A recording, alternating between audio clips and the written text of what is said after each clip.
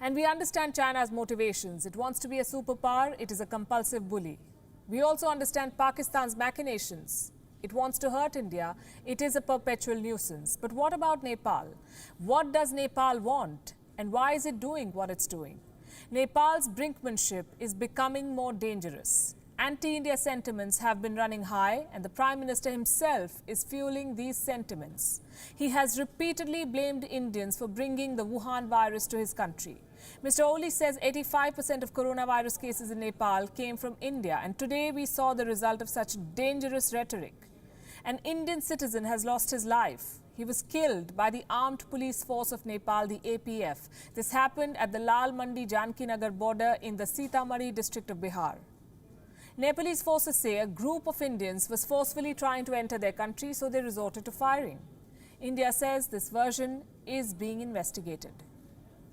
Nepal APF, as it is alleged, and it is said by Nepal APF people, that they objected to this, saying that the lockdown in Nepal continues up to 14th of June, so they wanted him to go away. This led to some altercation, avoidable altercation, I will say, because this was completely local issue that generated from an instant altercation. It is being alleged by Nepal APF that all the villagers became aggressive and they had to open fire, 15 rounds of fire. 10 rounds were fired in the air, and this the villagers are saying that they got aggressive. Nepal APF got aggressive, they fired. So this is a version and counter version. That is subject matter of investigation. An avoidable altercation. How many more, we ask? In how many forms? At what expense? Look at the timing of this avoidable altercation. It comes in the middle of another provocation. Nepal is altering its map. On Saturday, Nepal's parliament will hold a special session. It will vote on a constitutional amendment for Nepal's new map. A house meeting has been scheduled. In other words, the Nepal government is busy altering maps in the middle of a pandemic, and the people of Nepal are protesting against their government, against Prime Minister Oli's misplaced priorities. There have been large-scale demonstrations. On Thursday, thousands hit the streets of Kathmandu for a peaceful protest.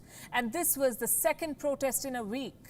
These people are demanding financial transparency. They are demanding better management of the pandemic.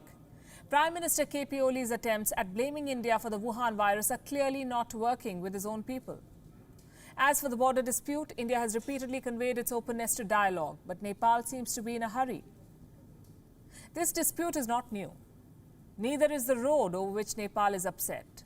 So why has an old border dispute with a friendly neighbor become so politically charged in the middle of a pandemic in Nepal? Let me revisit some questions to break it down. Question number one, did India build a road through Nepalese territory? I'm talking about the Lipu Lake Pass, and the answer is no. India says it built a road on its own side of the border. The project has been in public domain since 2008. And the area of Lipu Lake has been in Indian possession for more than 60 years. The construction of a road by India in this region is not an extraordinary or unprecedented change in the status quo. India has invested in infrastructure projects here before. And China too has recognized India's sovereignty here in the past. In 2015, an India-China joint statement agreed to expand bilateral trade through the Lipu Lake Pass. Since Nepal takes China's word so seriously, it should read this. On what basis then is Nepal trying to claim this territory? Nepal gives two reasons. One is a census that the Nepal government conducted in the 1950s. And the second is a treaty signed in 1815, the Sugauli Treaty. So here's the next question. Is Nepal acting at China's behest? China is known to use India's neighbors as proxies. Young and unstable democracies in political transition are an easy target for Beijing. China also has a history of meddling in Nepal's internal affairs. The Chinese ambassador is said to have mediated between the warring factions of the ruling party, the Nepal Communist Party. China interferes. Beijing has also put pressure on critical reporting by the Nepalese media. The Nepal government did not even protest, we did. China's political influence has definitely grown in Nepal, and India is aware of this. New Delhi has expressed its displeasure over Nepal's actions, but has largely remained guarded on the issue. So here's what we say. Patience is not always a virtue. Sometimes it's mistaken as weakness. This has been going on for more than a month now. It's time to set the record straight with Nepal.